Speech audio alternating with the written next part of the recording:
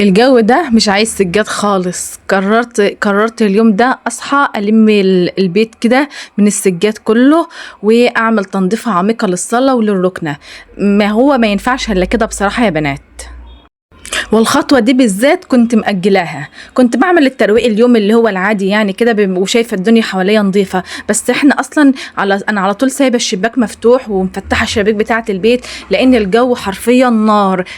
انا لو عملتش كده الشقة بصوا هتبقى عبارة عن فرن، فلازم افتح كده الشبابيك والبلكونة علشان الهواء يدخل في البيت ويجدده. فطبعا انتوا عارفين ان الهواء يبقى فيه تراب، فكنت حاسة حرفيا ان كل حاجة بلمسها، كل حاجة بمسكها عليها تراب. فاليوم ده قررت انضف تنظيفة عميقة للصالة وللركنة، هما مفتوحين على بعض كده، وما خليش وكل حاجة هتتغسل وكل حاجة هتتمسح حرفيا. هتشوفوا معايا في الفيديو. وانا بقول لنفسي كده بعد ما عملت كل ده، انا هلم اللي انا كل عملت ده كله ازاي؟ ما هو حرفيا الصلاة والركنة كل حاجة اتشلت من مكانها، كل حاجة اتقلبت حرفيا. انا اللي ساعدني ان انا اعمل كده ان انا اليوم ده قررت ان انا هعمل كده، وصحيت بدري فعلا وبدأت.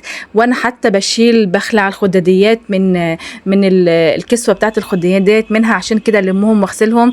كان عندي بصوا اصبح عندي كوم غسيل رهيب، انتوا متخيلين؟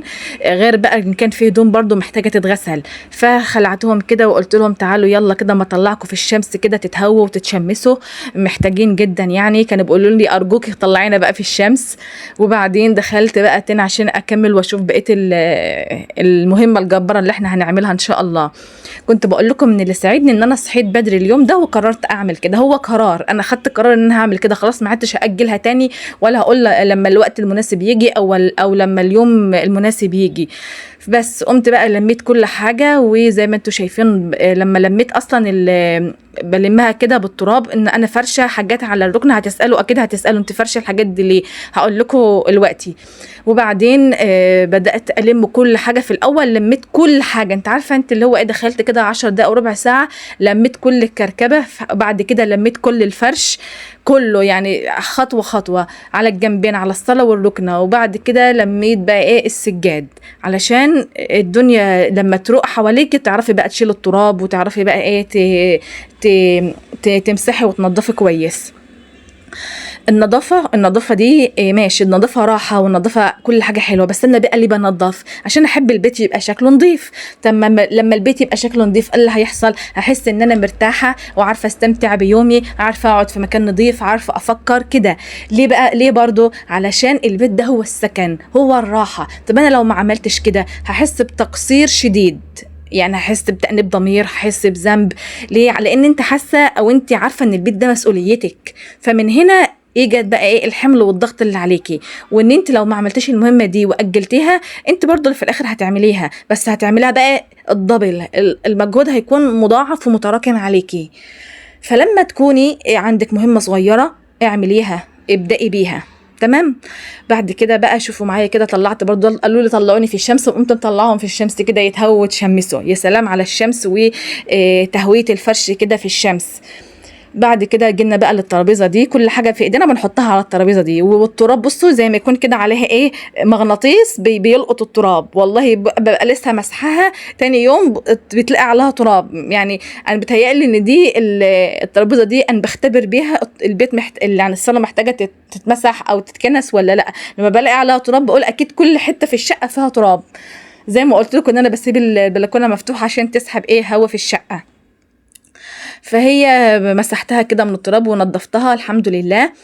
وبعد كده دخلنا بقى على ان احنا نكنس. على فكرة انا بعد ما كنست الصالة وكنست البيت رجعت مسحت الترابيزة تاني، حسيت ان عليها تراب. بعد كده بدأت اكنس كده الارض. بحس وانا بكنس الارض كده قبل ما امسحها، بحس ان الدنيا يعني 50% من النظافه حصلت. بعد كده بقى ايه نيجي نمسح الارض عادي. جبت بقى ميه نظيفه وحطيت فيها معطر وصابون. قلت بقى ايه الف كده بالموب على الحيطان الاول قبل ما امسح بيها الارض، لان طبعا اكيد التراب بيطول كل حته في الشقه، بقى فيه تراب وانت مش ملاحظاه او مش حاسه بيه، بس هو بقى فيه تراب لان كده بيجي، يعني سواء انت قافله المكان او مش قافلاه بصراحه. يعني مفيش حل. فقمت عامله الحيطان الاول بالموب، وبعد كده بدات امسح الارض والمعها كده، وحسيت ان انا كده بتغسل من جوايا، والطراوه بدات تيجي، والجو بدا يروق، وريحه النظافه بدات تطلع. كل ده بس مجرد ان انا كبيت ميه ومسحت. سبتها بقى تنشف براحتها، ودخلت بقى على الركنه بعد ما لميت الحاجات اللي كنت فلشها عليها.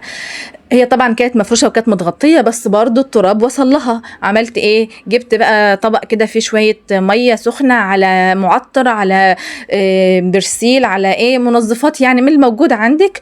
وبعدين بدأت بقى ابل الفوطه وامسح كده الركنه. متخيلين الميه اللي طالعه من الركنه كان شكلها عامل ازاي؟ انا اتصدمت. والفوطه كانت برضو متبهدله ازاي. يعني بجد التراب ده رهيب، انت مش بتشوفيه او مش بتحسي بيه الا لما تبداي تنضفي بالفعل. شايفين الفوطه يا جماعه؟ امال بقى لو ما كانتش متغطيه، شايفين الميه؟ وطبعا رحت غيرت الميه وعملت ميه نظيفه علشان اكمل باقي الركنه. جيت هنا برضو على الترابيزه مسحتها كده، وده شكل الركنه بقى بعد ما مسحتها وخلصتها. سبتها بقى تنشف كده وتتهوى، وبصوا هتنشف في ثواني اصلا لان الجو حر، وزي ما انتم شايفين طبعا فاتحه الشباك. بعد كده بديت احركها من مكانها عشان الم السجاده والحافظه دي، علشان احنا قلنا هنلم بقى السجاد بقى عشان الجو حر، مش طالبه بقى سجاد.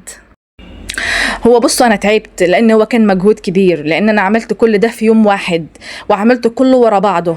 اللي هو يعني حسيت ان انا عندي شويه نشاط، مسكت فيهم قلت لهم استنوا، اوعوا تروحوا، تعالوا هنخلص كل ده النهارده. واللي كان مساعدني كده في اليوم ده ان انا بادئه بدري، وكمان كان عندي غدا، فما كنتش هقف كتير في المطبخ. بس يعني دي كانت من الوسائل اللي ساعدتني ان انا اكمل اليوم. هنا بقى بعد ما وريتكم خلاص الشقه بقت اتنفست، تحسوا كده ان الشقه اتنفست. مسحنا وعملنا كل حاجه، خلاص تحسوا ان الشقه بتتنفس. انا حاسه ان هي بتتنفس. وانا كمان اتنفست وقعدت كده ارتاح شويه عشان تعبت خالص. اكلمكم بقى عن احساس الانجاز بعد التاجيل. لما بتكوني كده مأجله مهمه وتدخلي بقلب جامد تعمليها وتخلصيها وتنجزي، بتفرحي كده بنفسك، بتحسي ان انت عملتي حاجه اخيرا عملتها الحمد لله. احساس رهيب بالانجاز، بالنظافه، بالفرحه، بان انت عايزه تكرري ده تاني. لكن ما تاجليه، يعني ما تاجليش، انصحك يعني ما تعمليش زي الحاجه اللي هتاخد منك 5 دقايق اتوكلي على الله واعمليها وخلصيها. بس ساعات انا ببقى نفسي ان اشوف المكان كله نضيف مرة واحدة، فده ساعات بيحسسني ان انا عايزة اعمل كله مرة واحدة، لكن في الواقع هو متعب ومش حلو. يعني خلينا نوازن بين الامور كده. وخلصنا، شوفوا بقى شكل البيت، ورجعت فرشت تاني حاجات تانية على الركنة. هتقولي لي فرشها ليه؟ هقول لكم عشان الركنة تتبهدل بسرعة، فلازم نحافظ عليها. واشوفكم في فيديو جديد، مع السلامة.